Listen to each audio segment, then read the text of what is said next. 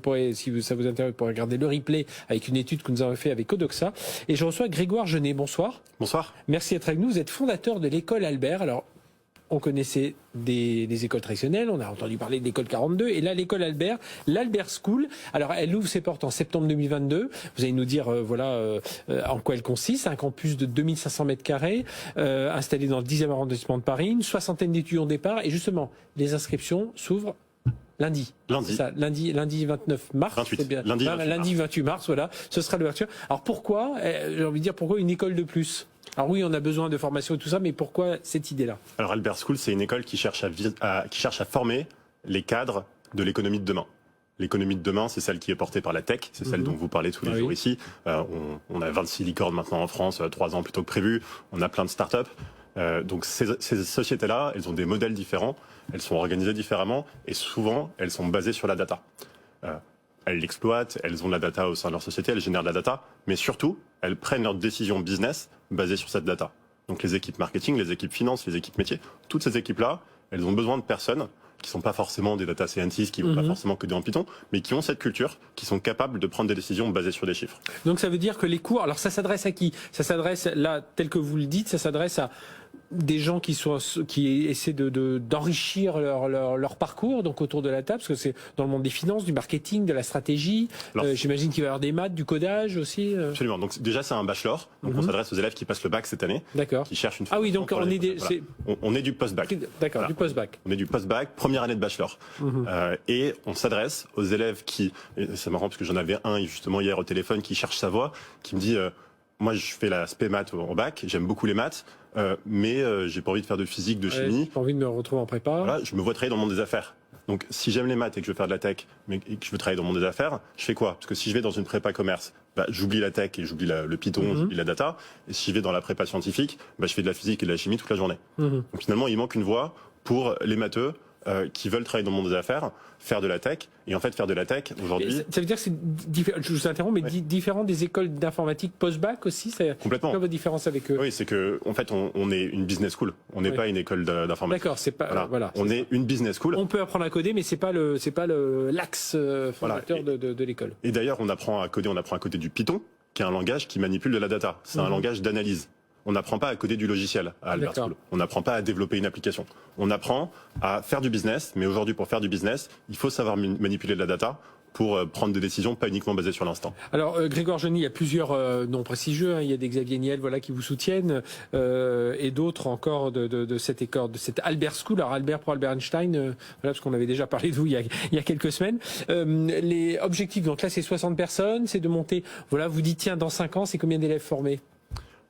Qui rentreront, parce que dans 5 ans, ce sera les 70 premiers qui vont... Donc le campus parisien accueillera à terme 160 élèves par promo. Donc ça fait 500 élèves sur le bachelor à peu près, et 800 élèves si on inclut le master, puisqu'on ouvrira plus tard un master aussi. Et donc ça veut dire que on parle souvent d'agilité quand on parle de numérique, ça veut dire que vous allez avoir une certaine agilité dans les programmes, parce que, si on apprend sur du Python, il y a des choses qui changent pas comme ça aussi rapidement, mais quand même, dans les modes, on a développé sur mobile, on va voir arriver le métaverse, donc il va falloir apprendre à développer d'une autre façon. On parle beaucoup d'éco-conception aujourd'hui, donc il faut intégrer ça aussi. Absolument. Et nous, alors en termes donc on forme à la data et au business, et puis surtout on veut être très professionnalisant. On est vraiment pour le monde de l'entreprise, là où beaucoup d'écoles aujourd'hui sont quand même très académiques et tournées vers le monde de la recherche. Oui, et puis il faut 6 mois avant qu'on soit vraiment opérationnel dans l'entreprise. Oui, il faut. Et nous, et la façon dont on fait ça, c'est qu'en fait, on invite les sociétés constamment dans l'école.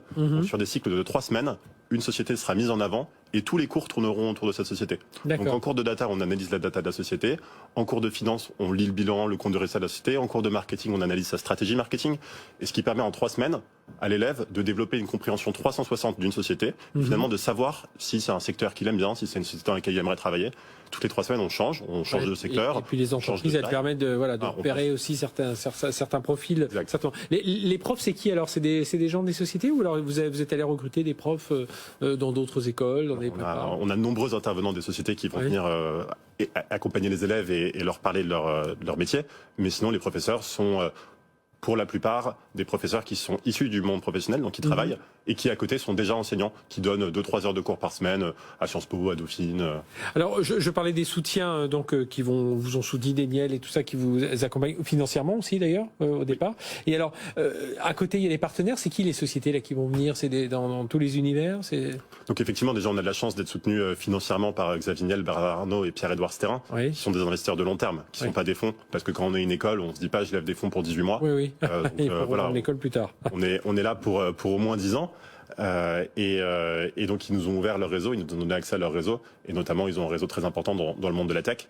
Et donc on a la chance d'avoir dans nos partenaires à la fois des grands groupes du CAC 40, donc LVMH, de Pernod Ricard, des Orange, et des belles licornes type Payfit, Mano Mano.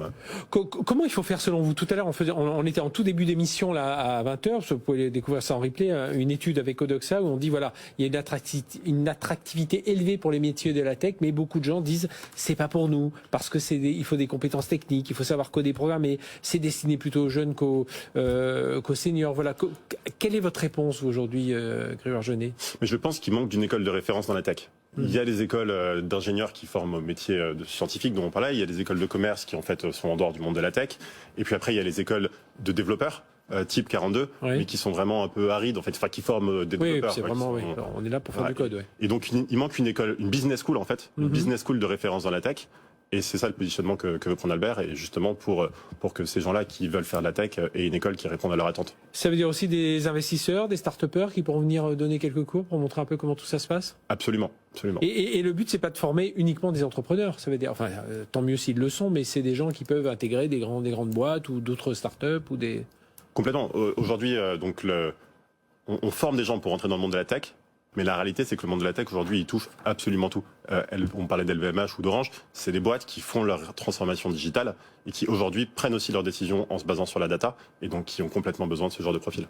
Eh bien, merci Grégoire Jeunet d'être venu nous parler de tout ça, fondateur de l'école Albert, la Albert School, donc ça ouvre en septembre 2022. Si vos enfants, enfin si vous nous écoutez, vous êtes jeune, si vous êtes un peu moins jeune et que ce sont vos enfants qui peuvent être intéressés, eh bien voilà, les inscriptions s'ouvrent à partir de lundi 28 mars, voilà, allez-y pour... si vous croyez au business, vous croyez à la tech, c'est notre cas ici, bien pourquoi pas tenter l'aventure avec Albert School. Merci Grégoire Jeunet d'être venu nous en parler. On rappelle, parmi vos Bernard Arnault et Xavier, parmi vos investisseurs, voilà, c'est quand même un gage de pérennité, de confiance dans votre projet. Allez, tout de suite, le journal de l'écho avec Faiza Younsi, puis juste après, on retrouvera nos pépites.